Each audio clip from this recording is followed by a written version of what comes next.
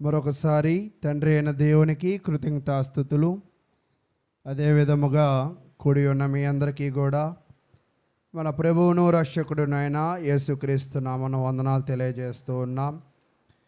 మరి మనము కొద్దిగా కాలము నుంచి యేసుక్రీస్తు ప్రభు వారు చేసిన అద్భుత కార్యక్రమాల గురించి ధ్యానిస్తూ మనం ముందుకు వచ్చాం. మరి ఇంచుమించుగా మత్తయి సువార్తలో ఉన్న అద్భుత కార్యక్రమాలన్నీ కూడా మనం ధ్యానించడంలో మరి ముగింపు దశలో ఉన్నాం. మీకు గత ఆదివారంలోనే కూడా తెలియజేశాను. మత్తయి సువార్తలో యేసుక్రీస్తు ప్రభువారు చేసిన అద్భుత కార్యక్రమాలు ఎన్ని ఉన్నాయి అంటే 21 అద్భుత కార్యక్రమాలు ఉన్నట్లుగా మనం చూసాం. మార్కు సువార్తలో ఎన్ని ఉన్నాయంటే 18 అద్భుతాలు ఉన్నట్లుగా చూసాం. లూకా సువార్తలో ఎన్ని ఉన్నాయంటే 18 ఉన్నాయని చూసాం. యోహాను సువార్తలో ఎన్ని ఉన్నాయంటే 7 ఉన్నట్లుగా చూసాం. అయితే ప్రియులారా, ఇన్ని అద్భుత కార్యక్రమాలు యేసు క్రీస్తు ప్రభువారు చేసి ఉన్నారు. అయితే ఇవే కాదు కానీ చాలా ఆయన చేశాడు. అవన్నీ కూడా బైబిల్లో రాయలేదు. అయితే మనం మత్తయి సువార్తలో ఇంచుమించుగా ఇంకా అన్ని అద్భుత కార్యక్రమాలు అనేది ధ్యానించడంలో మరి ముందుకు వెళుతూ ఉన్నాం. అయితే చూడండి, యేసుక్రీస్తు ప్రభువారు ఇన్ని అద్భుత కార్యక్రమాలు చేశారు కదా, ఆయన ఏ ఏ ప్రాంతాల్లో చేశారు అనేది ఒకసారి చూసి మనం కొంచెం ముందుకు వెళదాం. మత్తయి సువార్త 4వ అధ్యాయం. మత్తయి సువార్త 4వ అధ్యాయము 24వ వచనాన్ని చూస్తూ మనం ముందుకు వెళదాం. మత్తయి సువార్త 4వ అధ్యాయము 24వ వచనం. ఆయన కీర్తి సిరియా దేశమంతటా వ్యాపించెను.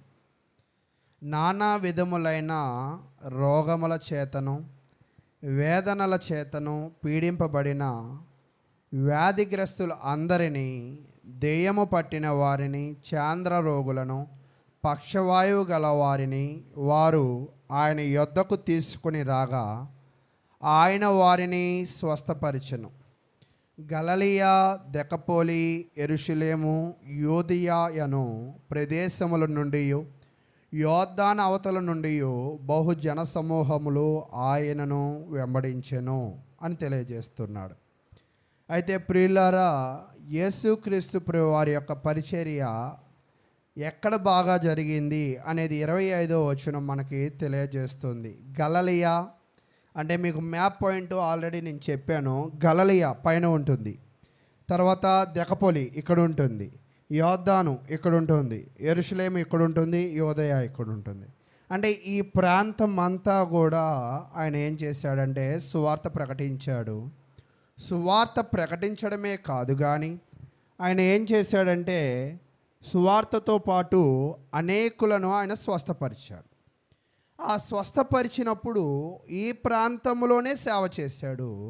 ఈ సేవ ఆ పై ప్రాంతం వాళ్ళు కూడా చూశారు. ఆ పై ప్రాంతం ఎవరిదంటే 24వ వచనం చెప్తున్నాడు. ఆయన కీర్తి సిరియా దేశమంతటా వ్యాపించను. అంటే ఆయన పనిచేసిందేమో కింద ప్రాంతాలలో, ఆయన పేరు వెళ్ళింది ఎక్కడికి? పై ప్రాంతాలకు కూడా వెళ్ళింది. అంటే ఈరోజు మనం గమనించవలసిన ఒక విషయం ఏమిటి అంటే, శ్రద్ధగా పనిచేయువాడు ఐశ్వర్యవంతుడు అవుతాడు అనే ఒక వాక్యం కూడా మనకు సామెతల్లో చూస్తూ ఉంటాం. మన జీవితంలో ఏ పనినైనా కూడా ఒకవేళ మనం శ్రద్ధగా చేయగలిగితే, శ్రద్ధగా ఉండగలిగితే ఖచ్చితంగా అది చిన్న పనైనా పెద్ద పనైనా దేవుడు దానిలో అతనిని ఏం చేస్తాడంటే దీవిస్తాడు. మొదటిగా దానిలో ఆయనకి పేరు ప్రఖ్యాతలు, కీర్తి ప్రతిష్టలు కూడా ఆయన ఏం చేస్తాడంట ఇస్తాడు. యేసుక్రీస్తు ప్రభు వారికి కూడా ఏమొస్తుందంటే పేరు ప్రఖ్యాతలు బాగా వస్తూ ఉన్నాయి. ఎందుకు పేరు ప్రఖ్యాతలు వస్తూ ఉన్నాయి అంటే ఈయన అనేకులను స్వస్థపరుస్తున్నాడు, అనేకులకు సద్బోధన వివరిస్తూ ఉన్నాడు. కాబట్టి ఆయనకు పేరు ప్రఖ్యాతలు అనేది వస్తూ ఉన్నాయి. అయితే ఈ పేరు ప్రఖ్యాతలు వస్తున్నప్పుడు ఎప్పుడైనా మీరు గమనించండి, పేరు ప్రఖ్యాతలే కానీ మనం కొంచెం ఆర్థికంగా అభివృద్ధి పొందినా మనం కొంచెం బాగున్నా కూడా చూడలేని వాళ్ళు, ఓర్వలేని వాళ్ళు ఖచ్చితంగా ఈ సమాజంలో ఉన్నారు. అర్థమవుతుందా? మనము బాగుంటే ఓర్వలేని జనాలు ఈ సమాజంలో ఉన్నారు. మనం 3 పూటలు తింటే ఓర్వలేని వాళ్ళు ఉన్నారు. మనం ఒక వస్తువు కొనుక్కుంటే చూసి ఏడ్చే వాళ్ళు ఉన్నారు. మనం ప్రశాంతంగా ఏదైనా సంపాదించుకుందామా అంటే మన మీద పడి మనల్ని పీక్కునే వాళ్ళు కూడా ఉన్నారు. అంటే ఈ సమాజం ఎలా ఉన్నది అంటే ఎప్పుడు కూడా ఎదుటివాడు బాగుంటే ఇతను ఓర్వలేని స్థితుల్లో ఉన్న జనాల మధ్య మనమైతే ఉన్నాం. చూడండి, అది మన అందరికీ అర్థం అవ్వడానికి ఒక విషయాన్ని చెప్తూ ఉన్నాడు. యెరెమీయా గ్రంథము 17వ అధ్యాయం.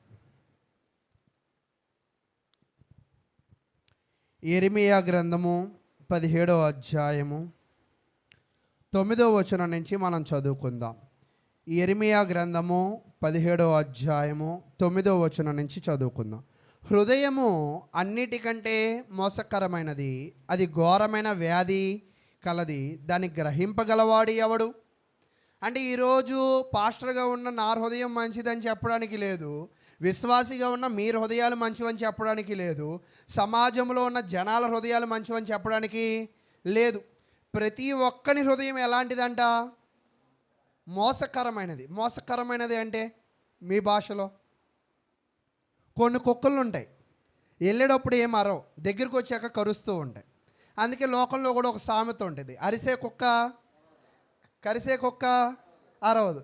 ఇవన్నీ తెలిసినా కూడా కరిపించుకునే వాళ్ళు ఉన్నారు. అంతేనా లేదా? అంటే మన టైం బాగోకపోతే అరిసే కుక్క కరిసే కుక్క ఏదైనా ఒకలాగే జీవిస్తూ ఉంటుంది.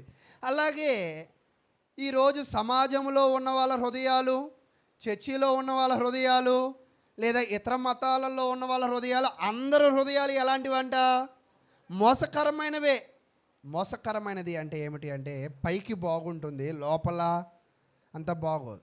అంటే మనుషుల గురించి ఏం చెప్తుందంటే ఈ బైబిల్ ఏం చెప్తుందంటే మనిషి చాలా కపటం కలిగిన వ్యక్తి. పైకి ఒకలాగా ఉంటాడు, నోటి మాటలు ఒకలాగా ఉంటాయి, ప్రవర్తన మరొకలాగా ఉంటాయి. అంటే మనిషిని నమ్మడానికి లేనే లేదు అని ఎవరు చెప్తున్నారు? దేవుడే చెప్తున్నాడు. అంటే ఈరోజు మనిషి ఎలాంటి వాడు అంటే చాలా మోసకరమైన వ్యక్తి. అయితే కింద చెప్తూ ఉన్నాడు 10వ వచనం. ఒకని ప్రవర్తనను బట్టి వాని క్రియల ఫలము చొప్పున ప్రతికారము చేయుటకు యెహోవా అను నేను హృదయమును పరిశోధించువాడును, అంతరింద్రియములను పరీక్షించువాడు. ఈరోజు సహజంగా మన కళ్ళ ముందు మనతో బాగుండి మనం వెళ్ళిపోయిన తర్వాత మనల్ని తిట్టుకునే వాళ్ళు ఉంటారు, మనల్ని దూషించే వాళ్ళు, మనల్ని శపించేవాళ్ళు, మన మీద పన్నాగాలు పన్నేవాళ్ళు, మనకి గోతులు తీసేవాళ్ళు ఉన్న సమాజం ఇది. నిజమేనా కాదా? అటువంటి సమాజంలో ఉన్నాం కదా. అయితే అది నువ్వు పసిగట్టలేవేమో, ఎవరు మోసగాల్లో, ఎవరు కపటం కలిగిన వాళ్ళో, ఎవరు అనీతిమంతులో, ఎవరు వ్యర్థమైన ప్రవర్తన కలిగి ఉన్నారు. కానీ మనలను సృజించిన దేవుడంట వీటన్నిటిని చూస్తాడంట. వీటన్నిటిని చూసి ఆయన ఏం చేస్తాడంటే ఒకని ప్రవర్తనను బట్టి, దేనిని బట్టి అంటండి? ప్రవర్తనను బట్టి వాని క్రియల ఫలము చొప్పున. ఒక్కోసారి కూడా మనం ఏమనుకుంటామంటే ఈడు ఎంత మంచోడు అనుకున్నానో ఎంతో చెడ్డోడా అని అనిపిస్తూ ఉంటుంది. అంటే ఈరోజు మనుషులనైతే మనుషులు మోసం చేయగలరు, కానీ దేవుణ్ణి ఎవరు మోసం చేయగలరు? దేవుణ్ణి ఎవరు మోసం చేయలేరు. ఎందుకంటే దేవుడు నీ హృదయములను కూడా ఏం చేస్తాడంట? పరీక్షిస్తాడు. కాబట్టి ప్రియులారా, మనిషి నేర్చుకోవలసిన విషయం ఏమిటంటే నువ్వు మనుషుల్ని మోసం చేయగలవు, కానీ దేవుణ్ణి ససేమేరా మోసం చేయలేవు. కొంతమంది ఏమంటారంటే మాకు పనులు ఉన్నాయి కాబట్టి ప్రార్థనలకు రాలేకపోతున్నాం, లేదా మాకు చదువులు ఉన్నాయి కాబట్టి ప్రార్థనలకు రాలేకపోతున్నాం, మాకు పలానా దూరం అయిపోయింది కాబట్టి ప్రార్థనకి రాలేకపోతున్నాం అని చెప్తూ ఉంటారు. అర్థమవుతుందా? మరి ఎండాకాలం పనులు ఎవరికి ఉంటాయి, ఎండాకాలం స్కూళ్ళు ఎవరికి ఉంటాయి, మరి వాళ్ళు వస్తున్నారా అంటే అంటే మనకి రావాలని ఉండదు, మనకి వినాలని ఉండదు, బ్రతకాలని ఉండదు, కానీ సాకులు మాత్రం ఏం చేస్తాము? చెప్పుకుంటూ ఉంటాం. ఒక్కోసారి ఆశ్చర్యమైన పరిస్థితులు ఎలాగ ఉంటాయి అంటే ఎంతో కష్టపడి ఇష్టపడి జాయిన్ అవుతాం ఉద్యోగాలు, ఒక్కోసారి అవి మన చేతులతోనే వద్దు అనుకుంటూ ఉంటాం. అలాంటి పరిస్థితులు ఎప్పుడైనా చూసారా? ఎంతో కష్టపడి దానికోసం ఎంతో ప్రయాసపడుతూ ఉంటాం, దాన్ని మన చేతులతోనే మనము వద్దనుకుంటూ ఉంటాం. అంటే ఈ విషయాలని నేను ఎందుకు చెప్తున్నానంటే, మనిషి యొక్క హృదయ స్థితి, అతని యొక్క ఆలోచన స్థితి, అతని ప్రవర్తన స్థితి తప్పుగాడిలో ఎక్కువగా వెళ్ళడానికి అవకాశము ఉంటూ ఉంటుంది. అయితే దానిని పరిశీలించేవాడు ఉన్నాడు అని మనమైతే గుర్తుపెట్టుకోవాలి. అయితే మనము తప్పుగా జీవించినట్లయితే మనలను శిక్షించడానికి, మనకి ప్రతిఫలం ఇవ్వడానికి, ఇక్కడ వాక్యం ఏం చెప్తుందంటే, ఒకని ప్రవర్తనను బట్టి వాని క్రియల ఫలము చొప్పున. ఒక్కోసారి ఈ వాక్యం చదివితే మనకు కొంచెం ఆశ్చర్యంగా ఉంటుంది. ఏంటో తెలుసా ఆశ్చర్యం? ఒకని ప్రవర్తనను బట్టి వానికి ఏమొచ్చిద్దంట? ప్రతిఫలం. ప్రతిఫలం అంటే ఏంటి? కొంచెం వాక్యం తెలియకపోతే మనకేం అర్థమైందంటే, ప్రతిఫలం అంటే అదేదో మంచి అనుకుంటాం. చెడు చేసినోడికి చెడు ఎదురయ్యిద్ది, మంచికి మంచి ఎదురయ్యిద్ది. లోకంలో కూడా ఒక సామెత ఉంటూ ఉంటుందన్నమాట. లోకంలోనే కాదు, బైబిల్లో కూడా. ఏంటి? మనం ఏది విత్తుతామో అదే ఖచ్చితంగా కోస్తాం. ఈరోజు నువ్వు కపటాన్ని విత్తావు కదా, దేవుడు నీకు దానికి తగ్గ కపటాన్ని నీకు చూపిస్తూ ఉంటాడు. దానికి ఉదాహరణ యాకోబే. యాకోబు ఎంతో చాకచక్యంగా మోసం చేసి అన్న దగ్గర ఆశీర్వాదాలు పొందుతాడు. ఆశీర్వాదాలు అంత మోసగాడిని ఎవరు మోసం చేస్తారు? మళ్ళా లాభాన్ని మోసం చేస్తాడు. అంటే మోసానికి ఏం ఎదురయ్యింది? ఈరోజు ఎవడో ఎదుటోడు సొమ్ము కొల్లగొట్టుకోవాలి, ఎదుటోడు ఆస్తిపాస్తులు వాడుకోవాలి, ఎదుటోడు వస్తువుల మీద ఆశపడుతూ ఉంటారు. అయితే ఈరోజు ఆశపడ్డ ప్రతి ఒక్కడి వాడి మీద దేవుడు దృష్టి ఉండేది. అయితే ప్రియులారా, ఇన్ని విషయాలు నేను ఎందుకు చెప్తున్నానంటే, మనిషి హృదయము, తన ప్రవర్తన, తన ప్రతిఫలము, ఈ మూడు కూడా ఒకదానికి ఒకటి ఏమై ఉన్నాయంటే అనుసంధానమై ఉన్నాయి. నీ హృదయము బాగుంటే నీ ప్రవర్తన బాగుండేది. నీ ప్రవర్తన బాగుంటే దేవుడు మంచి ప్రతిఫలాలు ఇస్తాడు. ఈ మూడిటిలో ఏదైనా లోపం ఉంటే ఆ సంపూర్ణత అనేది రాదు. ఈరోజు మనం ఏమనుకుంటామంటే, మొన్న కూడా ఒకళ్ళు ఇంటర్వ్యూ చేస్తున్నారు. ఇంటర్వ్యూ చేస్తుంటే మీకే నేను ఒక ప్రశ్న వేస్తాను, మీరు ఎంత తెలివైన వాళ్ళో మీరు నిరూపించుకోవాలి. కిలో వేరుశెనగ గుళ్ళు ఎంత? ఆ యాంకర్ అడిగాడు అతన్ని. సరే మీరు చెప్పండి, ఇప్పుడు కిలో వేరుశెనగ గుళ్ళు ఎంత? 50 రూపాయలా? 40 రూపాయలా? 400 రూపాయలా? కిలో వేరుశెనగ గుళ్ళు 460 రూపాయలు. తెలిసి చెప్తున్నారా, తెలియ చెప్తున్నారా మీరు? అది తెలిసి చెప్తున్నారా, తెలియ చెప్తున్నారా? 140 రూపాయల నుంచి 160 రూపాయల్లో ఎస్పీ క్వాలిటీ వస్తూ ఉంటాయి. అయితే ఈ వేరుశెనగ నూనె ప్రకారం ఫ్రీడమ్ ఆయిల్ తెచ్చుకుంటాం. ఈ ఆయిల్ ప్యాకెట్ ఎంత? మళ్ళీ రెండో ప్రశ్న మీకు ఎదురైంది. మొదట దాంట్లో మీరు అందరూ ఫెయిల్ అయిపోయారు. రెండో ప్రశ్న 160 నుంచి 180 రూపాయల దాకా కంపెనీలను బట్టి ఉంటూ ఉంటాయి. అంటే అప్పుడు అతను అడిగాడు, సార్ మరి 160 రూపాయలు వేరుశెనగ గుళ్ళకి కిలో నూనె ఎలాగ వచ్చిద్ది సార్ అన్నాడు. అంతే కదా, వచ్చిద్దా రాదా? ఎందుకు రాదు? మరి వచ్చిద్దనేగా మనం అందరం కొనుక్కుంటున్నాం. అంటే అక్కడ ఏదో పొరపాటు అయితే జరుగుతుంది. అయితే ఈరోజు నేనేం చెప్పాలనుకుంటున్నానంటే, మనము కూడా ఎలాగ జీవిస్తున్నామంటే, ఏదో స్వచ్ఛమైన నూనెగా అని ఏదో జీవిస్తున్నదే స్వచ్ఛమైనది అనుకుంటున్నాం, బ్రతుకుతుందే స్వచ్ఛమైనది అనుకుంటున్నాం, మాట్లాడుతుందే స్వచ్ఛమైనది అనుకుంటున్నాం. అసలు దానిని దేనితో పోల్చాలి? ముడి పదార్థంతో పోల్చినప్పుడు అర్థమైంది. ఈరోజు మనిషి యొక్క ముడి పదార్థం ఏమిటంటే బైబిల్. దానితో పోలిస్తే నువ్వు ఎంత మంచివాడవో, నీ హృదయం ఎలాంటిదో, నీ ప్రవర్తన ఎలాంటిదో, దేవుడు నీకు ఇచ్చే ప్రతిఫలం ఎలాంటిదో అప్పుడు అర్థమవుతుంది. అప్పటిదాకా నువ్వేమనుకుంటావంటే ఇదే ది బెస్ట్, ఇదే ది బెస్ట్, ఇదే ది బెస్ట్. అప్పుడు ఆయన అడిగాడు, సార్ మరి 160 రూపాయలు వేరుశెనగ గుళ్ళకి కిలో నూనె ఎలాగ వచ్చింది సార్ అంటే, అవంతా కల్తీ అండి, మేము ఎప్పటి నుంచో చెప్తున్నాం, జనాలు దాన్ని నమ్మట్లేదు, చాలా తక్కువగా వస్తుంది కదా అని కొనుక్కుంటున్నారు అని చెప్తున్నారు. ఈరోజు మనిషి ప్రవర్తన కూడా ఎలా ఉన్నదంటే, ఒక కల్తీ పర్సన్. మనిషి ఎలాంటి వాడంట? కనపడడానికి స్వచ్ఛమైన వ్యక్తిగా కనపడతాడు, చూడడానికి స్వచ్ఛంగా కనపడతాడు, కానీ చూపులు తేడా, మాటల తేడా, నడవడిక తేడా, హృదయమే తేడా. తేడా అసలు ఎక్కడ ఉందంటే చూపుల్లో లేదు, చేతుల్లో లేదు. తేడా ఎక్కడ ముందు? హృదయంలో ఉంది. ఆ హృదయం తేడా వల్ల చూపులు తేడా. కొంతమంది చూపులు కూడా వంకర చూపులు అంటూ ఉంటారు. మీరు కొంతమందిని బాగా అబ్జర్వ్ చేస్తే వంకర టెంకరగా చూస్తూ ఉంటారు, కింద నుంచి పైదాకా చూస్తూ ఉంటారు.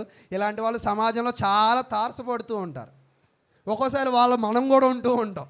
నిజమేంటంటే వాళ్ళలో మనం కూడా ఉంటూ ఉంటాం. కానీ ఎప్పుడు కూడా మన చూపులు, మన ప్రవర్తన ఎప్పుడు బాగుంటాయి అంటే నీ హృదయం బాగున్నప్పుడు బాగుంటాయి. కాబట్టి ప్రియులారా, నీ హృదయం బాగుండాలంటే నువ్వేం చేయాలి? అయితే ఈరోజు నేను కొన్ని విషయాలను మీకు వివరించి నేను ముందుకు వెళతా. దేవుడైన యెహోవా కూడా ఇశ్రాయేలు ప్రజలకు ఏం చేశాడంటే, నువ్వు బాగుండాలంటే, లేదా నీ జీవితం బాగుండాలంటే, లేదా నీ కుటుంబం బాగుండాలంటే నేను కొన్ని నియమాలు ఇస్తా, దాని ప్రకారంగా జీవించు.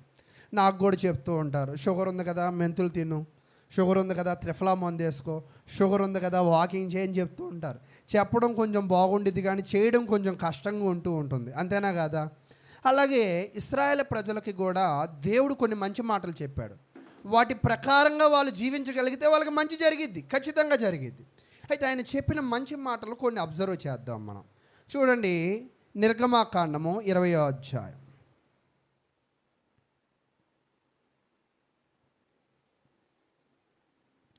నిర్గమాకాండము 20వ అధ్యాయము 1వ వచనం నుంచి నేను తెలియజేస్తాను. చూడండి, నిర్గమాకాండము 20వ అధ్యాయము 1వ వచనం. దేవుడు ఈ ఆజ్ఞలన్నీ వివరించి చెప్పాను. దేవుడు ప్రతిదీ కూడా తన ప్రజలకు ఏం చేయాలనుకుంటాడంటే వివరంగా చెప్పాలనుకుంటూ ఉంటాడు. కొంతమంది భార్యాభర్తల సంబంధం ఉంటాయి, భర్త అన్నీ దాస్తాడు కానీ చెప్పినట్టు కనపడతాడు, భార్య కూడా అన్నీ చెప్పినట్టు కనపడుద్ది కానీ అన్నీ దాసిద్ది, నిజమేనా కాదా? కానీ దేవుడు తన ప్రజలతో ఎలా ఉండాలనుకుంటాడంటే చాలా వివరంగా అంటే చాలా క్లోజ్గా ఉండాలనుకుంటూ ఉంటాడు. అక్కడ అదే చెప్తున్నాడు, దేవుడు ఈ ఆజ్ఞలన్నీ వివరించి చెప్పాను. ఏంటి ఆజ్ఞలు? 3వ వచనానికి వద్దాం. నేను తప్ప వేరొక దేవుడు నీకు ఉండకూడదు. తర్వాత, పైన ఆకాశం అందే కానీ, క్రింద భూమి అందే కానీ, భూమి క్రింద నేల అందే కానీ ఉండు దేని రూపమునైనను విగ్రహమైనను నువ్వు చేసుకోకూడదు. అంటే దేవుడు ఏం చెప్పాడంటే వీళ్ళతో క్లోజ్గా ఉండి కొన్ని విషయాలు చెప్పాడు. ఏంటి ఆ విషయాలంటే, ఆ మొదటి నుంచి చివరి దాకా మీరు చదువుతున్నప్పుడు చాలా రూల్స్ అండ్ రెగ్యులేషన్స్, నువ్వు ఇలా ఉండు, ఇలా చెయ్యి, ఇలా జీవించు అని చెప్పాడు. అయితే చూడండి, నిర్గమాకాండము 23వ అధ్యాయానికి వద్దాం. నిర్గమాకాండము 23వ అధ్యాయము 4వ వచనం. అక్కడ ఏం చెప్పాడంటే నువ్వు ఆయనతో ఎలా ఉండాలో చెప్పాడు అక్కడ. ఇప్పుడు ఇక్కడ ఏం చెప్తున్నాడో నేను చదివి మిమ్మల్ని ప్రశ్న అడుగుతా, చూడడానికి ప్రయత్నం చేయండి. నిర్గమాకాండము 23వ అధ్యాయము 4వ వచనం. నీ శత్రువుని యొద్దనైనను గాడిద, నీ శత్రువుల యొద్ద ఏంటండి అది? ఎద్దైనను. నీ శత్రువుని యొద్దైనను గాడిదైనను తప్పిపోచుండగా అది నీకు కనబడిన ఎడల అగత్యముగా దాన్ని తోలుకొని వచ్చి వాని కప్పగింపవలెను. నీవు నీ పగవాని గాడిద బరువు కింద పడి ఉండట చూచి దాన్ని నుండి తప్పింపక ఉండదనని నీవు అనుకొనినను అగత్యముగా వానితో కలిసి దాన్ని విడిపింపవలెను. ఇక్కడ 2 విషయాలు చెప్తున్నాడు, రెండిటిలో కూడా ఒకే ఉద్దేశం. ఏంటో చెప్పగలరా? అక్కడ ఇంతగా చదివిందేమో దేవుడితో నువ్వు ఎలాగ ఉండాలో చెప్పాడు. ఇప్పుడు ఎవరి గురించి చెప్తున్నాడు? ఎవరి గురించి చెప్తున్నాడు? శత్రువు దాకా కూడా వెళ్ళలేదు. శత్రువుల యొక్క జంతువు విషయంలో కూడా నువ్వు ఎలా ఉండాలంట? దానికి మేలు చేసేవాడిగా ఉండాలి. శత్రువు యొక్క జంతువుకు కూడా మనం ఏం చేయాలంట? మేలు చేయాలి. ఎప్పుడంట? అది ఆపదలో ఉన్నప్పుడు, అది దారి తప్పిపోయినప్పుడు అగత్యముగా దానికి ఏం చేయాలంటే దానికి నువ్వు సహాయం చేయాలి. అంటే దేవుడు ఇచ్చిన ఆజ్ఞలు ఎలాంటివి అంటే దేవుడితో బాగుండాలి, మనుషులతో బాగుండాలి, జంతువులతో కూడా ఆపదలో ఉన్నప్పుడు బాగుండాలి. అదేనా ఇక్కడ మనకు తెలియజేస్తూ ఉంది. అయితే ప్రియులారా, మనుషులు అసలు దేవుడితోనూ బాగుండరు, మనుషులతోనూ బాగుండరు, జంతువుల సంగతి ఒక్కోసారి దేవుడికి ఎరుగు. అయితే ఈరోజు మరి మనము ఇలాగ ఉండినట్లయితే దేవుడు మనలను అంగీకరిస్తాడా? దేవుడు చెప్పిన మాటలు ఏంటంటే దేవుడితో బాగుండాలి, మనుషులతో బాగుండాలి, జంతువులతో కూడా బాగుండాలి అని చెప్పాడు. ఈరోజు మనము అసలు మనుషులతో బాగుండము, జంతువులతో బాగుండము, అసలు ఆ ఇళ్లలో ఉన్న నలుగురే మాట్లాడుకునే పరిస్థితి. మరి ఇలాంటి వ్యక్తులకు మరి దేవుడు చెప్పే ఆజ్ఞలు అర్థమవుతున్నాయా, అర్థం కావడం లేదా? అయితే మనం నేర్చుకోవాల్సిన వారమై ఉన్నాం. అయితే ప్రియులారా, ఈరోజు నేను తెలియజేసే విషయం ఏమిటి అంటే, మత్తయి సువార్త 12వ అధ్యాయం. మత్తయి సువార్త 12వ అధ్యాయం. ఇప్పటిదాకా నేను ఏ విషయాలు తెలియజేశానంటే, మనిషి హృదయం ఎలాంటిదంటే చెడ్డది, అది ఘోరమైన పాపముతో నిండినది. కానీ దేవుడు మనిషిని ఎలా కోరుకుంటున్నాడంటే, తన హృదయం బాగుండాలి, నాతో బాగుండాలి, మనుషులతో బాగుండాలి, జంతువులతో కూడా బాగుండాలి. ఒక్కోసారి ఆటో వెనక కూడా వేస్తూ ఉంటారు, చూస్తే చూడు కానీ ఏడవబాక. కొంతమంది మరింకా విచిత్రంగా వేస్తూ ఉంటారు, అప్పు చేసుకున్నా అని అంటారు. అంటే దాని అర్థం ఏంటి? నీ దిష్టి నాకు పెట్టబాక అని, అంతేనా కాదా? అంటే మనుషులకి కూడా భయం ఏంటి? దేవుడి దిష్టి కన్నా మనుషుల దిష్టి మనుషులకి ప్రమాదం అని. అది మనకు తెలుసు కూడా, ఎదుటోడు గురించే మనకు అంత ఆరా. ఎప్పుడైనా ఎదుటోడి మీద నువ్వు ఆరా పెట్టావంటే నువ్వు క్రైస్తవ్యానికి బయట ఉన్న వ్యక్తివని.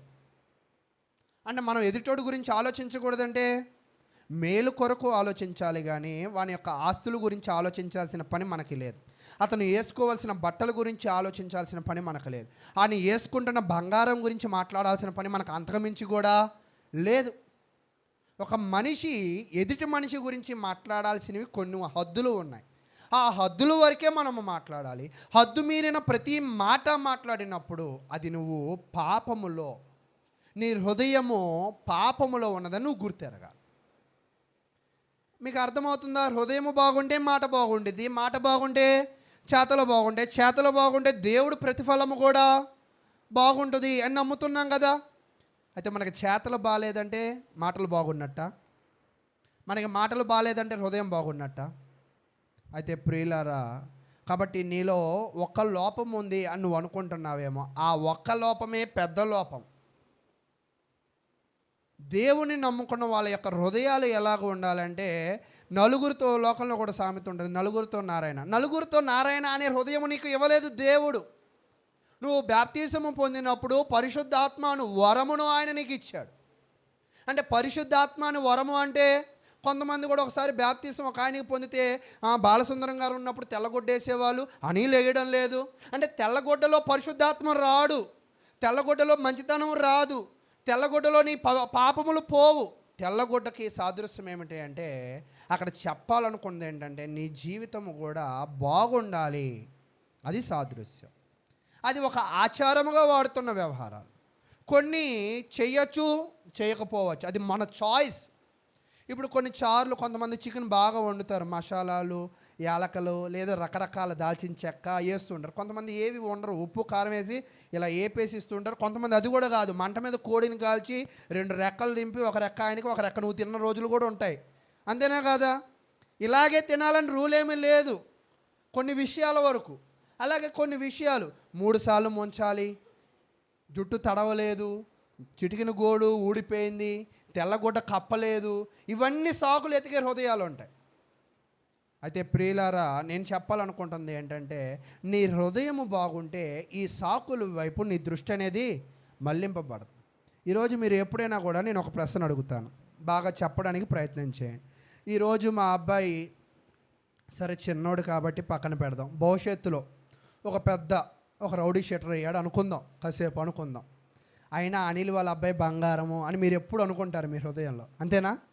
అలా అనుకుంటారా? ఏమనుకుంటారు?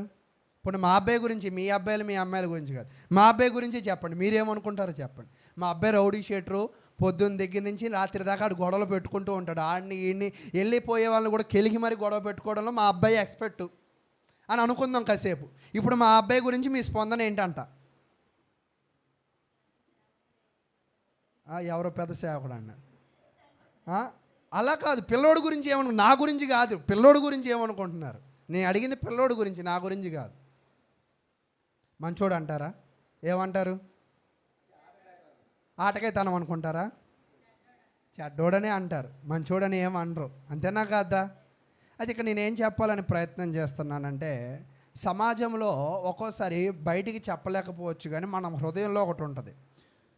ఇప్పుడు అనిల్ గురించి బయటికి మాట్లాడమంటే ధారాళంగా మంచి మాటలు 4 పలకలేకపోయినా పలకలేక 4 చెప్పగలరేమో, కానీ మనసులో ఒక ఫీలింగ్ ఉంటుంది. అనిల్ ఎలాంటోడో మీకు బాగా తెలుసు.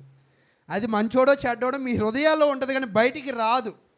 అంటే హృదయంలో ఏముంచుకుంటున్నాం మీకు అర్థమవుతుందా? ప్రతి ఒక్కని యొక్క హృదయం లోతుకు వెళితే ఏముంటుంది అంటే చెడే ఉంటుంది. కానీ క్రైస్తవ యొక్క హృదయాలలో ఏముండకూడదని దేవుని వాక్యం చెప్తుందంటే చెడు ఉండకూడదు అని చెప్తాం. కానీ మనం ఉంచుకునేదంతా ఏంటి? చెడే.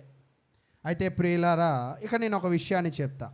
యేసుక్రీస్తు ప్రభువారు అనేక ప్రాంతాలకు వెళ్ళి వాక్యాన్ని ప్రకటించి వాళ్ళ రోగాలను స్వస్థపరిచి వాళ్ళ బుద్ధులను సరిచేయాలని ఆయన ఎంతగానో ఏం చేస్తున్నాడంట? ప్రయాసపడుతూ ఉన్నాడు. ఇలా ప్రయాసపడుతున్న తరుణంలో ఆయనకి ఏమొచ్చింది? సిరియా అందంతటా కీర్తి వచ్చిందని చూసాం కదా. అంటే యేసుక్రీస్తు ప్రభువారు సమాజంలో ఏమయ్యారు? కొంచెం ఫేమస్ అయ్యారు. ఫేమస్ అవ్వడమే కాదు, ఆయనకి ఏం జరిగిందో ఇక్కడ ఒక విషయం చూద్దాం. మత్తయి సువార్త 12వ అధ్యాయం 14వ వచనాన్ని మనం పరిశీలన చేద్దాం. మత్తయి సువార్త 12వ అధ్యాయము 14వ వచనం. అంతటా పరిసయ్యులు వెలుపలికి పోయి ఆయనను ఎలాగూ సంహరింతుము అని ఆయనకు విరోధముగా ఆలోచన చేసిరి. విరోధంగా ఏం చేస్తున్నారంటే వీళ్ళందరూ కూడా ఆలోచన చేస్తున్నారు. అంటే ఒకళ్ళు ఉన్నారు అక్కడ, ఇద్దరున్నారా? అనేకులు ఉన్నారు. అంటే ఒకవైపు యేసుక్రీస్తుకు మంచి పేరు వస్తుంది, ఇంకొక వైపు ఏం చేస్తున్నారంట? యేసుక్రీస్తుకి చంపాలని చూస్తూ ఉన్నారు. అంటే ఒకవైపు యేసుక్రీస్తులో దేవుని చూస్తున్నారు కొంతమంది యేసుక్రీస్తులో కొంతమంది ఏం చూస్తున్నారంట? సాతానును చూస్తూ ఉన్నారు. అయితే ప్రియులారా, అలాగే ప్రతి మనిషికి కూడా కొంతమందికి అనిల్ నచ్చచ్చు, కొంతమందికి అనిల్ ప్రవర్తన నచ్చకపోవచ్చు, కొంతమందికి అనిల్ అలా చేస్తున్నాడు మంచిదే అని అనుకుంటారు, కొంతమంది అనిల్ ఇలా చేయట్లేదు మంచోడు కాదు. అయితే బయటికి చెప్పలేం, కానీ గుసగుసలు ఉంటాయి, ఊసులు ఉంటాయి. అది ఇప్పుడే కాదు, యేసుక్రీస్తు దగ్గర నుంచి ఉన్నాయి. అయితే నేను ఏం చెప్పాలని ప్రయత్నం చేస్తున్నానంటే, ప్రతి మనిషి జీవితంలో కూడా తెర వెనక 2 కోణాలు ఉంటాయి. ఒకటి మంచి పేరు, ఒకటి చెడ్డ పేరు. అయితే నువ్వు దేనికి సంబంధించిన వాడివి? మంచి పేరుకు సంబంధించిన వాడువా, చెడు పేరుకు సంబంధించిన వాడువా అనేది నువ్వు ఎలా డిసైడ్ అవుతావు? ఇప్పుడు యేసుక్రీస్తు గురించే ఆయన మంచివాడా చెడ్డవాడా అంటే, చెడ్డవాడు ఎందుకు అవుతాడో సాక్ష్యాధారాలు చూపించాలి. ఈరోజు మనకంటే దేవుడు నోరిచ్చాడు కాబట్టి 4 వాగేస్తాం, అంతేనా? కానీ ఒక తప్పుని తప్పుగా నిరూపించాలంటే ఏం కావాలి? ఎవిడెన్స్ కావాలి, అంతేనా? ఈరోజు అనిల్ చెడ్డోడని మాట్లాడడానికి 4 ఇచ్చాడు దేవుడు, మాట్లాడతావు. కానీ నిరూపించమంటే నిరూపించాలిగా. అలాగే యేసుక్రీస్తు కూడా మంచోడా చెడ్డోడా అనేది ఒకసారి పరిశీలన చేస్తే, ఎందుకు చెడ్డోడు అది చెప్పాలి. చెడ్డోడు అంటున్నారంటే ఎందుకు చెడ్డోడో కూడా చెప్పాలి. చెప్పడానికి వీళ్ళ దగ్గర ఏమి లేవు సాక్ష్యాధారం. కానీ ఆయన మంచోడు అని చెప్పడానికి సాక్ష్యాధారాలు ఏంటంటే, అనేకులు స్వస్థత పొందుతున్నారు, అనేకులు వాక్యం వింటున్నారు, అనేకులు మారు మనసు పొందుతూ ఉన్నారు, అంతేనా? అయితే ప్రియులారా, ఈరోజు మన తెర వెనక కూడా మనం మంచోళమా చెడ్డోళమా అని 2 పేర్లు ఖచ్చితంగా ఉండేది. కానీ నువ్వు మంచోడు అవ్వాలంటే నీ పనులే నీకు సాక్ష్యం, నీ జీవితమే నీకు సాక్ష్యం, నీ ప్రవర్తనే నీకు సాక్ష్యం. నీ ప్రవర్తన మంచిదైతే ఆ ప్రవర్తన నీకేం చేసిద్దంట? సాక్ష్యం ఇచ్చిద్ది. నేను ఒక వాక్యం మీకు వివరిస్తాను, మీరు ఒక్కసారి ఆలోచన చేయడానికి ప్రయత్నం చేయండి. చూడండి, ఆదికాండము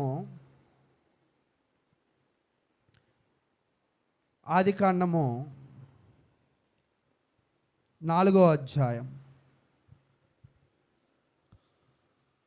ఆదికాండము 4వ అధ్యాయము 11వ వచనాన్ని మనం చదువుకుందాం.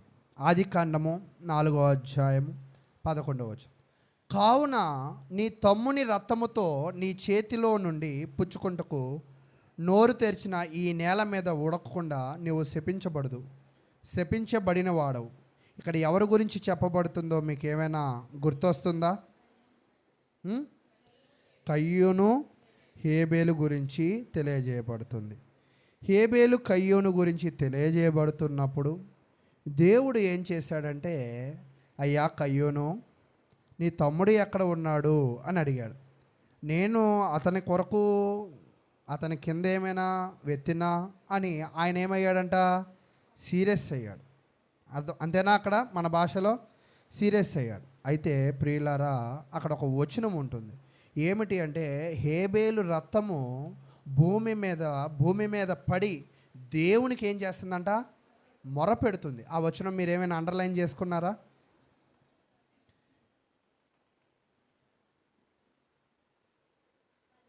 పదో వచనం చూడండి. అప్పుడు ఆయన, నీవు చేసిన పని ఏమిటి? నీ తమ్ముని రక్తము యొక్క స్వరము నేల నుండి నాకు మొరపెట్టుచున్నది.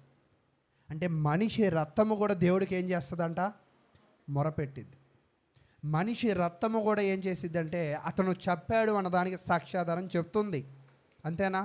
అలాగే నీ ప్రవర్తన, నీ హృదయము, నీ జీవితము కూడా నువ్వు మంచివాడవా కాదా అని దేవుడికి ఏం చేసిద్దంట, సాక్ష్యం ఇచ్చిద్ది. నువ్వు మంచివాడవా కాదా అని ఆయన నిన్ను అడగడు. నువ్వు మంచివాడవా కాదా అంటే నువ్వేం చెప్తావు? ప్రతి ఒక్కళ్ళు మంచివాళ్ళని చెప్తారు. అంతేనా కాదా? కానీ మనలో లోపాలు ఎన్ని ఉంటాయి? చాలా ఉంటాయి. కానీ నీ కంటికి నువ్వు ఎలా కనబడతావు? అలాగే ఇందాక కూడా ఆ విషయం నేను ఎందుకు చెప్పానంటే, మీ అందరి దృష్టిలో మా అబ్బాయి రౌడీ షెటర్ అయినప్పుడు, చెడ్డోడైనప్పటికీ కూడా నాకు మాత్రం మా అబ్బాయి ఏంటి, మంచోడే.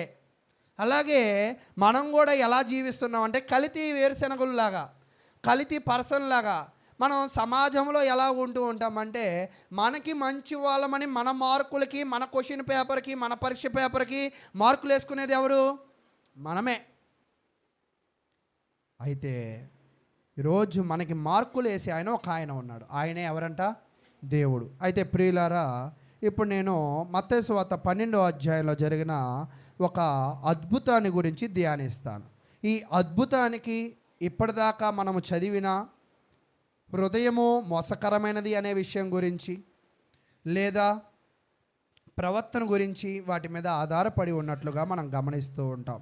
అయితే యేసుక్రీస్తు ప్రభు వారికి ఒకవైపు ఏమో మంచి పేరు ప్రఖ్యాతులు ఉన్నాయి, మరొక వైపు ఏంటంటే చంపాలన్న ట్రెడ్, అంటే ప్రాణాపాయం పరిస్థితులు కూడా ఉన్నాయి. అలాంటి పరిస్థితులు ఉన్నాయి, అది ఆయనకి కూడా తెలుసు. ఆయనకి యేసుక్రీస్తు ఎలాంటి వాడంటే, కంటి ముందు ఎవరైనా నిలబడినా వాని యొక్క హృదయపు ఆలోచనలు కూడా ఆయన చదివేసేవాడు. అందుకే ఇందాక మీకు యెరెమీయా గ్రంథం 17వ అధ్యాయంలో ఏం చెప్పారంటే, హృదయం మోసకరమైంది, కానీ ఆ హృదయంలో ఉన్న దానిని కూడా ఎవరు తెలుసుకోగలడంట? దేవుడు తెలుసుకోగలడు. అంటే ఇప్పుడు యేసుక్రీస్తుకి ప్రాణాపాయం ఉన్నదని ఆయనకు తెలుసా తెలియదా? తెలిసినా కూడా ఆయన మంచి పనులు ఎక్కడా ఆపలా. ఈరోజు ఒక్కోసారి మనం చర్చికి వెళ్తే ఒక 10 రూపాయలు పోతాయి అని మనకు తెలిస్తే మనం ఏం చేస్తాం? మనం చర్చికి వెళ్తే ఇంట్లో పని ఆగిపోద్దని మనకు తెలిస్తే ఏం చేస్తాం? మనం చర్చిలోకి వెళ్తే నీళ్ళు వచ్చినోడు మనం పట్టుకోలేమని మనకు తెలిస్తే మనం ఏం చేస్తాం? నిజం ఏంటంటే మనం చర్చి మానేస్తాం. అది నిజం. దేవుని కొరకు మనం ఏది వదులుకోవాలన్న హృదయం మనకి లేదు. దేవుని కొరకు ఏది వదులుకోవాలన్న హృదయము మనలో లేదు అంటే, మన హృదయంలో ఏముంది అంటే, మన హృదయం కూడా ఎలాంటిదంట? మోసకరమైనదే. అది మనం ఒప్పుకోవాలి. అయితే ప్రియులారా, అటువంటి వాళ్ళ మధ్యలో ఆయన ఏం చేశాడు అనేది మనం పరిశీలన చేద్దాం. చూడండి 10వ వచనం, మత్తయి సువార్త 8వ వచనం నుంచి మనం చదువుకుంటూ ముందుకు వెళదాం. మత్తయి సువార్త 8వ వచనం, కాగా మనిషి కుమారుడు విశ్రాంతి దినముకు ప్రభువు అయి ఉన్నాడనెను. ఆయన అక్కడి నుండి వెళ్ళి, మత్తయి సువార్త 12వ అధ్యాయము 9వ వచనం, ఆయన అక్కడి నుండి వెళ్ళి వారి సమాజ మందిరములో ప్రవేశించినప్పుడు, ఇదిగో ఓచ చేయగలవాడొకడు కనబడెను. యేసుక్రీస్తు ప్రభువారు ఇప్పుడు ఎక్కడికి వెళుతున్నారు అంటే, సమాజ మందిరముకు వెళుతున్నారు. సమాజ మందిరానికి వెళ్ళే రోజు ఏ రోజు అంటే, అది శనివారం మాత్రమే. అంటే మామూలు రోజుల్లో అక్కడికి వెళ్ళరా అంటే వెళ్ళరు. సమాజ మందిరానికి వాళ్ళు ఎప్పుడు వెళ్తారంటే శనివారమే వెళ్తారు. ఆ శనివారం జరిగే దానికి ఏమంటారంటే, దానిని సబ్బాతు అని అంటారు. ఏమంటారంట? సబ్బాతు అంటారు. ఆ సబ్బాతు దినమున వాళ్ళు ఏం చేయకూడదంటే, ఏ పని కూడా వాళ్ళు చేయకూడదు. వాళ్ళు ఆ విశ్రాంతి దినము ఏం చేయకూడదంటే, నిర్గమాకాండము మీరు గమనించినప్పుడు ఆ సబ్బాతు గురించిన విషయాలు ఆయన చెప్తూ ఉంటాడు. ఎవరు కూడా ఏ పని కూడా చేయకూడదు, పరదేశులు కూడా ఏ పని కూడా చేయకూడదు అనే విషయాన్ని తెలియజేస్తూ ఉంటాడు. ఇప్పుడు యేసుక్రీస్తు ఎక్కడికి వెళ్తున్నాడు? సమాజ మందిరానికి వెళ్తున్నాడు. వెళ్ళేటప్పుడు ఆయనకి ఏదైనా పని ఉంటే చేయొచ్చా, చేయకూడదా? నా ప్రశ్న అర్థమైందా? యేసుక్రీస్తు ఇశ్రాయేలీడే. ఇశ్రాయేలుడికి ఆజ్ఞ ఏమిటి? సమాజ మందిరానికి వెళ్ళేటప్పుడు ఏ పని పెట్టుకోకూడదు. నిజమేంటంటే ఇప్పుడు యేసుక్రీస్తుకి సమాజ మందిరంలోకి వెళ్ళేటప్పుడు ఏదైనా పని దొరికితే ఏంటి పరిస్థితి? చేయొచ్చా, చేయకూడదా? చేయకూడదు. నిజమేంటంటే చేయకూడదు. కానీ యేసుక్రీస్తు ఏం చేశాడు అనేది మనం పరిశీలన చేద్దాం. మార్కు సువార్త 3వ అధ్యాయం. ఇక్కడ మరింత వివరంగా ఆయన గురించి తెలియజేయబడుతుంది. మార్కు సువార్త 3వ అధ్యాయం 1వ వచనం నుంచి. సమాజ మందిరములో ఆయన మరలా ప్రవేశింపగా అక్కడ ఓచ చేయగలవాడు ఒకడు ఉండెను. అంటే ఇప్పుడు ఓచ చేయగలవాడు ఎక్కడ ఉన్నాడు? సమాజ మందిరంలో ఉన్నాడు. అంటే అతను కూడా ఏమై ఉండుంటాడు? అన్యుడా, సమరయుడా, సిరియా దేశస్థుడా, యూదుడా? చెప్పట్లా అందరూ? యూదుడేనా? యూదుడే. అవును, సమాజ మందిరానికి వెళ్ళే వాళ్ళు ఎవరు అవుతారు? యూదులే అవుతారు. అలాగే ఈరోజు నువ్వు క్రైస్తవుడుగా కాదా అనే నిర్ధారణకి ఎప్పుడు రావచ్చో తెలుసా?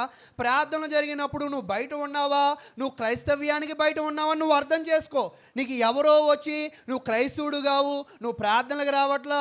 మాకు కూడా ఒక పాస్టర్ గారు ఉన్నారు, చచ్చిపోయారు, ఆయన పేరు నేను చెప్పను, కానీ ప్రార్థనకి రాకపోతే ఆయన శపిస్తాడు, కానుకలు ఇవ్వకపోతే శపిస్తాడు. పేరు చెప్తే ఇట్టే మీరు గుర్తుపడతారు, కానీ నేను పేరు చెప్పను. అయితే ప్రియులారా, ఈరోజు ఎవరో వచ్చి శపించేదాకా మీరు అర్థం చేసుకోవద్దు.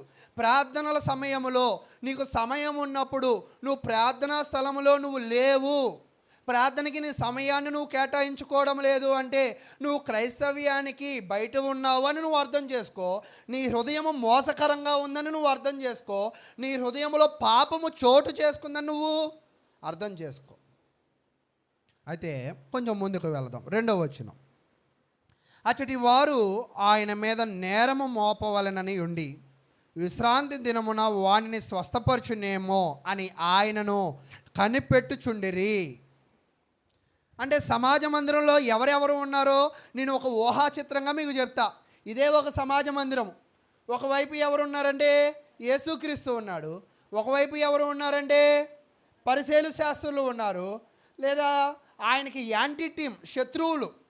అంటే ఒకే స్థలంలో ఎవరు ఉన్నారంట? మేలు చేసేవాడు ఉన్నాడు, ఆయనకి కీడు చేయడానికి ఉన్నాడు. ఇంకోవైపు ఎవరు ఉన్నారంటే అనారోగ్యముతో బాధపడే ఒక రోగి కూడా ఉన్నాడు. అంటే ఒకే చోట ఎంతమంది ఉన్నారంట? అంటే స్థలము ఒకటే కానీ వచ్చింది ఒకే పని మీద కానీ వాళ్ళ హృదయాలు ఒకలాగా లేవు. ఈరోజు మన చర్చిలో కూడా అందరం మంచివాళ్ళుగా ఉంటామా అంటే ఉండలేం. చర్చిలోకి వెళ్ళి పాపాలు చేసేవాళ్ళు ఉంటారు, చర్చిలకు వెళ్ళి అబద్ధాలు ఆడేవాళ్ళు ఉంటారు, చర్చికి వెళ్ళి హృదయం అంతా కూడా మరి ఎన్నో లోపములు కలిగిన వాళ్ళు ఉంటారు. అయితే ప్రియులారా, అటువంటి పరిస్థితుల్లో యేసుక్రీస్తు ఎలా ప్రవర్తించాడు? ఆయన ముందు శత్రువు ఉన్నాడు, ఆయన ముందు ఒకవైపు ఏమున్నాడంటే ఒకతనేమో చంపడానికి ఎదురు చూస్తున్నాడు, ఒక ఆయనేమో సహాయం కొరకు ఎదురు చూస్తున్నాడు. వీళ్ళిద్దరిలో యేసు ఎవరితో తన ప్రయాణం ముందుకు సాగింది? ఒకళ్ళు ఏం చేయాలనుకుంటున్నారంట? చంపాలని. ఇంకొకళ్ళు సహాయం పొందాలని చూస్తున్నారు. అయితే పరిసయ్యులు, శాస్త్రికి కూడా ఏం తెలుసు అంటే యేసుక్రీస్తు ప్రభువారు దయా సంపన్నుడు. ఆయన ఏంటంట? దయగలిగిన వాడు, కృప కలిగిన వాడు. ఆయన ఇతరులకు సహాయం చేసేవాడు. ఈరోజు విశ్రాంతి దినం కదా, ఈరోజు ఏం పని చేయకూడదు కదా, ఇక్కడికి కూడా ఎవరు వచ్చారంటే కొంతమంది రోగులు వచ్చారు కదా, ఏం చేస్తాడో చూద్దాం అంటే ఇరికిద్దాం. అంటే వీళ్ళ ఆలోచనలు ఎలాగున్నాయంట? ఇరికిద్దాం, సంహరిద్దాం, ఇబ్బంది పెడదాం. ఈరోజు కుటుంబాల్లో కూడా ఇటువంటి వ్యక్తులు ఉంటారు.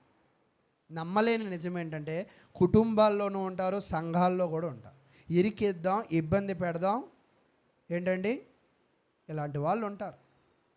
అయితే అలాంటి సందర్భంలో యేసుక్రీస్తు, పరిసయ్యులు, ఆ ఓచ చేయగలిగిన వాళ్ళు ముగ్గురు కలిసింది ఎందుకు అసలు? ఎందుకండి? కానీ ఆ పరిసయ్యుల యొక్క దృష్టి ఎవరి మీద పెట్టారంట? దేవుని మీద పెట్టలా, ఆరాధన మీద పెట్టలా. ఎవరి మీద పెట్టారు? అంటే మీకు అర్థమవుతుందా? నీ దృష్టి చెడుగా ఉన్నది అంటే నీ హృదయము పాపమే అని చెప్పానా? ఇక్కడ కనపడుతుందా మనకి?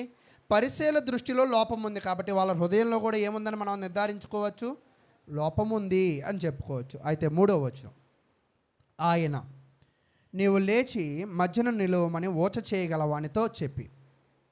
విశ్రాంతి దినమున చేయవలసిన పని అక్కడ జరగట్లా. ఏం జరుగుతుందంటే మరొక పని జరుగుతుంది. ఏంటి ఆ పని అంటే, పరిసయ్యులు చూస్తూ ఉన్నారు, చంపేయడానికి రెడీగా ఉన్నారు, ఇబ్బంది పెట్టాలని, ఇరికించాలని, కష్టాల పాలు చేయాలని రెడీగా ఉన్నారని యేసుక్రీస్తుకు తెలుసు. తెలిసినా కూడా ఆయన మంచి చేయడం ఎన్నడూ కూడా ఏం చేయలేదంట, ఆపలేదు. ఈరోజు మనల్ని కూడా వాళ్ళేదో అంటారు, వీళ్ళేదో అనుకుంటారు. మాకు కూడా ఒక్కోసారి నారాయణ గారు చెప్తుంటారు, అరే అలా చేయి, వాళ్ళు ఎలా అనుకుంటారు, ఇలా చేయి. ఎవరో ఏదో అనుకుంటారని మనం సేవ చేయకూడదు. ఎప్పుడు మనం ఎవరో ఏదో అనుకుంటారని మనం బ్రతకూడదు. అనుకునే వాళ్ళు నిరంతరం అనుకుంటూ ఉంటారు, అంతేనా కాదా?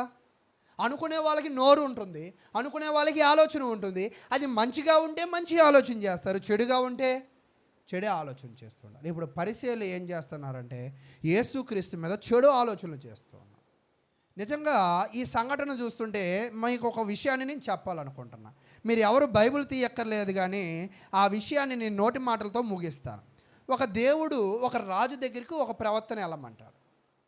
ఈ ప్రవక్త కుర్రోడు అంటే ఎలా ఉంటాడు? చాలా నీరసంగా. మన దగ్గర ఉన్న కుర్రోళ్ళ గురించి నేను అడగట్లా, మన దగ్గర ఉన్న యవనస్తురాళ్ళ గురించి నేను అడగట్లా. కుర్రోడు అంటే ఎలా ఉంటాడు అసలు? మొన్న కూడా ఒక కుర్రోడు పాట పాడంటే 5 వచనాల పాట 3 వచనాలు చాలు బ్రదర్ అంటున్నాడు. అదేంటి 5 వచనాలు ఉన్నాయిగా అన్న. వెళ్ళిపోయాడు, ఇంకా మైక్ ఇచ్చేసి వెళ్ళిపోయాడు. ఏంటంటే దీన్ని ఎలా చూడాలి మనం? అయితే ఇక్కడ నేనేం చెప్తున్నా అంటే, కుర్రోడు మంచి హుషారు మీద ఉన్నాడు. కుర్రోడు అంటేనే హుషారు అంటేనే కుర్రోడు. మరి మీరు కుర్రోడు అంటే నన్ను అడగబాకండి అవన్నీ. అయితే ఈ కుర్రోడు ఏం చేశాడంటే రాజు దగ్గరికి వెళ్ళమనగానే రాజు దగ్గరికి వెళ్ళాడు.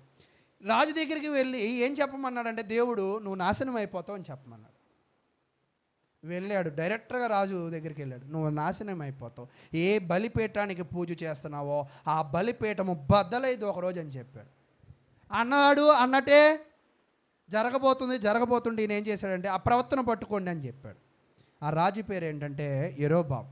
ఇలా చేయి చాపాడు, ప్రవర్తని పట్టుకోండి, ప్రవర్తని కొడదామనే ఉద్దేశముతో, ప్రవర్తని ఇబ్బంది పెడదామనే ఉద్దేశంతో చేయి చాపాడు. ఆ చేయి ఏమైపోయిందంటే అక్కడే ఎండిపోయింది. ఆ చేయి ఏమైందండి? అక్కడే ఎండిపోయింది. మరి యేసుక్రీస్తు కాలంలో కూడా దేవుడు అటువంటి అద్భుతాలు చేయొచ్చుగా, అలా శిక్షించచ్చుగా, ఎందుకు చేయలే అలాగా చెప్పగలరా? పాత నిబంధనలో ఇన్స్టెంట్గా ఇలా చిటికలో శిక్షించిన దేవుడు యేసుక్రీస్తు కాలానికి వచ్చినప్పుడు ఎందుకు అంత తొందరగా శిక్షించలా? అందుకే యేసుక్రీస్తు పుట్టుకే దానికి కారణం. ఆ పుట్టుకలో ఒక పదం ఉంటుంది, లోకాసువార్త, నేడు రక్షకుడు మీ కొరకు పుట్టి ఉన్నాడు. అంటే ఈ రక్షకుడు పుట్టింది ఎందుకో తెలుసా? రక్షించడానికా, శిక్షించడానికా? అంటే యేసు వచ్చిన తర్వాత సిద్ధాంతాలు మారాయి, నిబంధనలు మారాయి. యేసు వచ్చిన తర్వాత ప్రణాళికలు మారాయి. అంటే యేసు పుట్టుక మానవ వాళ్ళకి ఏంటి? ఒక రక్షణకరమైనది. అటువంటి రక్షణకరమైన వ్యక్తిని రక్షణకరంగా వాళ్ళు చూడలేకపోతున్నారు. మరి దేవుడు పైనుంచి వచ్చి వాళ్ళని శిక్షించచ్చుగా అంటే దేవుడు ఇప్పుడు ఏం చేస్తున్నాడంటే, శిక్షించకుండా వాళ్ళు మారతారేమో అవకాశం ఇస్తూ ఉన్నాడు. మీకు కూడా ఇంతకు పాట పాడు, అంజూరపు చెట్టు నాటిన ద్రాక్షావనమందు పోతా లేదే, పిందే లేదే, పచ్చని ఆకులతో నిండింది కానీ ఫలాలతో నిండల. ఈరోజు మన జీవితం కూడా ఎలా ఉండిద్ది అంటే, దేవుడు ఇల్లు విషయంలో దీవించాడు, బిడ్డల విషయంలో దీవించాడు, ఉద్యోగ విషయంలో దీవించాడు, అన్నిటిలో దీవించి నిన్ను దేవునిని ఆరాధించమన్న దేవుడిని ఏం చేస్తావంటే, దీవింపబడ్డాక వాటికి ప్రాధాన్యత ఇస్తావు, కానీ దీనికి ఏం చేస్తావంట?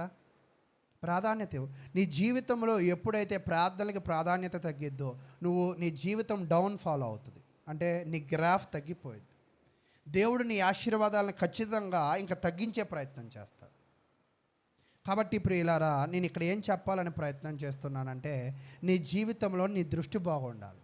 నీ దృష్టి ఒకవేళ బాగోకపోతే దేవుడు నీకు ఇవ్వాల్సిన ఆశీర్వాదాల్లో నీకు ఏం చేస్తాడంటే ఇవ్వడానికి ఇష్టపడడం. అయితే ఇక్కడ కొంచెం ముందుకు వెళ్ళి చదువుదాం. యేసుక్రీస్తు ఏం చేశాడంటే, ఓచ చేయగలిగాని లేపాడు, లేపి మధ్యలో నిలవబడమన్నాడు. అదేంటి ఆశ్చర్యకరంగా ఉంది. లేపమన్నప్పుడు 5వ వచనం, నాలుగో వచనం చదువుదాం. వారిని చూచి విశ్రాంతి దినమున మేలు చేయట ధర్మమా, కీడు చేయట ధర్మమా, ప్రాణరక్షణ ధర్మమా, ప్రాణహత్య ధర్మమా అని అడిగాను. అందుకు వారు ఊరకుండిరి. అంటే వాళ్ళ హృదయాలలో దేని గురించి ఆలోచన చేస్తున్నారో. ఇప్పుడు ఒక్కోసారి మనం ఇది మాట్లాడితే వాళ్ళు సీరియస్ అవుతారు అని మనకు తెలిసిందనుకో, మనం అది మాట్లాడమా? నా మాటలు మీకు అర్థమవుతున్నాయా? ఈ వాక్యం ఇక్కడ నేను చెప్తే ఇలా గుచ్చుకుంటుంది, ఖచ్చితంగా బాధపడతారని నాకు తెలిసిందనుకో, ఇప్పుడు అది నేను చెప్పకూడదా, చెప్పాలా? చెప్తే మీరు తిట్టుకుంటారా, తిట్టుకోరా? ఇది చెప్పండి. పోనీ తిట్టుకుంటారు, నేను చెప్పాలి, మీరు తిట్టుకోవాలి. అయితే ప్రియులారా, ఇక్కడ మనం గమనించినప్పుడు యేసు ఏం చేశాడంటే ఓచ చేయగలిగిన వాడిని లేపాడు. లేపి అతను ఇబ్బందిలో ఉన్నాడు, ఆయన అవసరంలో ఉన్నాడు. అవసరంలో ఉన్నవాడికి సహాయం చేయడం మంచిదా, అవసరంలో ఉన్న వ్యక్తికి సహాయం చేయకూడదా? చాలా చక్కగా అడిగాడు. మేలు చేయట ధర్మమా, కీడు చేయట ధర్మమా? క్రైస్తవ్యము అంటేనే ఏమిటంటే మేలు చేయట. సాధ్యమైనంత వరకు నీ జీవితంలో నీ శత్రువుల సైతము, నీ శత్రువుల జంతువుల సైతము వాటికి ఏం చేయాలంట? సాధ్యమైనంత వరకు మేలే చేయాలి. ఈరోజు భర్తకి మేలు చేయని భార్యలు ఉన్నారు, భార్యకే మేలు చేయని భర్తలు ఉన్నారు, కుటుంబానికే మేలు చేయని కుటుంబాలు ఉన్నాయి, సంఘానికే మేలు చేయని సంఘ సభ్యులు ఉన్నారు. ఇటువంటి సమాజంలో యేసు మనకేం చెప్పాలనుకుంటున్నాడంటే మనము మేలు చేయడం నేర్చుకోవాలి. ఎలాంటి సందర్భంలో అంట? ఎలాంటి సందర్భము నీకు ఎదురైనా కూడా మేలు చేయగలిగే అవకాశము నీకు ఉంటే, చేతనైతే ఆ మేలు నువ్వు ఖచ్చితంగా చేయాలి. ఈ వాక్యమును మీరు లూకాసు వార్త 2వ అధ్యాయంతో పోల్చి చూడండి. నేడు రక్షకుడు మీ కొరకు పుట్టి ఉన్నాడు అంటే ఆయన పుట్టింది ఎవరి కొరకు? ఈ ఓచ చేయగలిగిన వాని కొరకే, లేదా ఈరోజు నీ కొరకు, నా కొరకే. మనం ఏమనుకుంటామంటే యేసుకి మనకి సంబంధం లేదు, లేదా మా పిల్లలు పెద్ద కాలేదు కాబట్టి యేసుకి మా పిల్లలకి సంబంధం లేదు అనుకుంటాం. కానీ దేవుడు ఏం చెప్తున్నాడండి? యేసు పుట్టుక ఎవరి కొరకు అంటే ఈ భూమి మీద జీవిస్తున్న ప్రతి మానవుడి కొరకు ఆయన పుట్టి ఉన్నాడు. కాబట్టి ఆయన ఏం చెప్పాడంటే మేలు చేయమంటారా, కీడు చేయమంటారా అని గట్టిగా అడిగాడు. ఎప్పుడు కూడా పరిసయ్యులు కోపాన్ని ఎక్స్ప్రెస్ చేయగలరు, కానీ యేసు ప్రశ్నకి సమాధానం ఎప్పుడు చెప్పలేరు. వ్యభిచారం కలిగిన స్త్రీ దగ్గర కూడా ఆమె పాపం చేసింది, రాళ్ళతో కొట్టండి అంటే ఆయన ఏమన్నాడు? మీలో పాపం లేదా? పాపం లేనివాడు రాయేయండి అన్నాడు. ఒక్క రాయని వచ్చిందా? ఒక్క రాయేనా? అలాగే నేను కూడా మనం ఒకళ్ళ వ్యక్తి లోపాన్ని చూపించాలంటే ఏ లోపము లేనివాడు చూపించాలి. ఎన్నో లోపములు కలిగిన వాడు వచ్చి అలా లేదా, ఇలా లేదా, అది ఇది అని చెప్తే కొన్ని లోకంలో మోటు సామెతలు ఉంటాయి, అవన్నీ మనం చెప్పుకోలేం, కానీ దరిద్రంగా ఉంటాయి. కానీ ముందు నీది నువ్వు చూసుకో అంటారు. అంతేనా కాదా? ఈరోజు క్రైస్తవ్యంలో మనము మేలు చేయాలి, మేలు చేసే వాళ్ళకి సహకరించాలి, మేలు చేసే వాళ్ళకి సాధ్యపడితే మనం కూడా సహకరిస్తూ ముందుకు వేయాలి. కానీ వాటిని చెడు దృష్టితో మనం ఎన్నడూ కూడా చూడకూడదు. మొదటిగా మనం నేర్చుకుంటూ వెళితే చాలా లోతైన విషయాలు బైబిల్లో ఉంటాయి. అయితే అప్పుడు 5వ వచనం, ఆయన వారి హృదయ కాఠిన్యమునకు దుఃఖపడి ఏమయ్యాడంటండి? నీ హృదయంలో ఉన్న మోసానికి, నీ హృదయంలో ఉన్న కాఠిన్యానికి ఆయన ఏమవుతాడంట? ఇది బాగా ఎక్కడ అండర్లైన్ అవుతుంది అంటే అపోస్తుల కార్యం 5వ అధ్యాయంలో పరిశుద్ధాత్మ దేవుడిని దుఃఖపరచుట ఎలా అంటే నువ్వు చేసిన పాపానికి దేవుడు ఏమవుతాడంట అంటే ఈరోజు మానవుడు అయిన నీవు నేను మీ హృదయంలో నా హృదయంలో పాపము మోసం ఉంటే నువ్వు దుఃఖపడడం కాదు, నీ కుటుంబం దుఃఖపడడం కాదు, ముందుగా దుఃఖపడేది ఎవరంట? దేవుడు. అంటే లోపములు పాపములు కలిగి ఉంటే దేవుడు ఏమవుతాడంట? ఖచ్చితంగా దుఃఖపడేవాడిగా ఉంటాడు. అంటే ఈరోజు వాక్యానికి విరుద్ధంగా ఉన్న వ్యక్తి వల్ల దేవుడు ఏమవుతున్నాడు? ఖచ్చితంగా బాధపడుతూ ఉన్నాడు. అయితే దుఃఖపడి కోపముతో వారిని కలయ చూచి నీ చేయి చాపమని ఆ మనుషునితో చెప్పాను, వాడు తన చేయి చాపగా అది బాగుపడి. మీరేదో అనుకుంటున్నారు, ఆయన బాగు చేస్తానా లేదా నన్ను ఇరికిద్దామని అనుకుంటున్నారు కదా, మీరు ఎన్నైనా అనుకోండి, కానీ నేను మేలు చేయడమో ఆపను. నువ్వు చేయి తీయ అన్నాడు. చేయి తీయ అనగానే ఆ ఎండిపోయిన ఆ ఊచ చేయి ఏమైందంట? మామూలు అయిపోయింది. మీకు ఇక్కడ ఆశ్చర్యమైన విషయం ఏంటంటే మామూలు చేయని ఎండిపోయి చేసిన దేవుడు ఆయనే, ఎండిపోయిన చేతిని మామూలు చేయి చేసింది కూడా ఆయనే. అయితే ఊచ చేయి అంటే అర్థం ఏమిటి అంటే పక్షవాతం కలిగి రావడం కూడా ఊచ చేయి కింద మాట్లాడుతూ ఉంటారు. కాబట్టి ప్రియులారా, నేను మీకేం చెప్పాలనుకుంటున్నానంటే ఈరోజు మీ జీవితంలో ఊచ చేయగలిగి ఎన్నో లోపములు మీలో ఉండొచ్చు. అది ఆత్మ సంబంధమైన లోపం అవ్వచ్చు, ఆర్థికపరమైన లోపం అవ్వచ్చు, లేదా భౌతికమైన ఎన్నో ఆరోగ్య లోపములు కూడా కావచ్చు. ఈ లోపములు ఉన్నప్పుడు నువ్వు ఆయన మందిరములో ఉన్నప్పుడు ఆయన ఊచ చేయగలిగిన వాడు వచ్చి అయ్యా నన్ను స్వస్థపరచు అని అడగలేదు. ఆ చేయగలిగిన వాడిని ఎవరు చూశారు? ఆయనే చూశాడు. ఆయనను స్వస్థపరుస్తాడన్న నమ్మకం కూడా ఎవరికుందో తెలుసా? పరిసేలుకుంది. స్వస్థపరుస్తాడు, ఇరికిద్దామని డిసైడ్ అయ్యారు వీళ్ళు కూడా. ఈరోజు నిజంగా యేసుక్రీస్తు శత్రువులకు కూడా ఏం ఆలోచన ఉందంటే యేసు దయగలవాడని.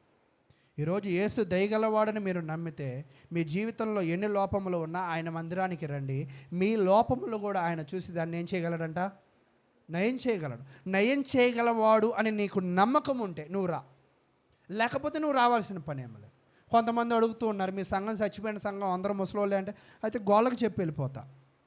కొన్ని రోజుల తర్వాత ఏమైంది? ఇప్పుడు ఎవరు కూడా వాళ్ళ పిల్లల్ని కుటుంబాలని సంఘాల్లో స్థిరపరచరు. సంఘాల్లో కుటుంబాలు స్థిరపరచబడకపోతే కొంతకాలానికి సంఘం ఏమైపోయింది? బలహీనపడేది. బలహీనపడినప్పుడు నా వంతు ప్రయత్నం నేనేం చేయగలను? అదే చేయగలను. ఇప్పుడు నోవాహు 100 ఏళ్ళు ప్రకటించాడు. 100 ఏళ్ళు ప్రకటించిన వాళ్ళ హృదయాలలో మోసాన్ని తీయగలడా? ఎవరు నాశనం అయిపోయారు చివరికి? ఈరోజు కుటుంబాల్లో ఉన్న సభ్యుల్ని రావడానికి కూడా, రప్పించడానికి కూడా మనం ఏం చేస్తున్నామంటే మీ కుటుంబంలో ప్రార్థన పెడతానమ్మా, మీ కుటుంబంలో ప్రార్థన పెడతామా అని మనం అడిగి పెడుతున్నాం. అయితే అక్కడ ఆ కార్యక్రమాన్ని వినియోగించుకోవాల్సిన బాధ్యత ఎవరిది? అయితే ప్రియులారా, మేలు చేయటం ధర్మం.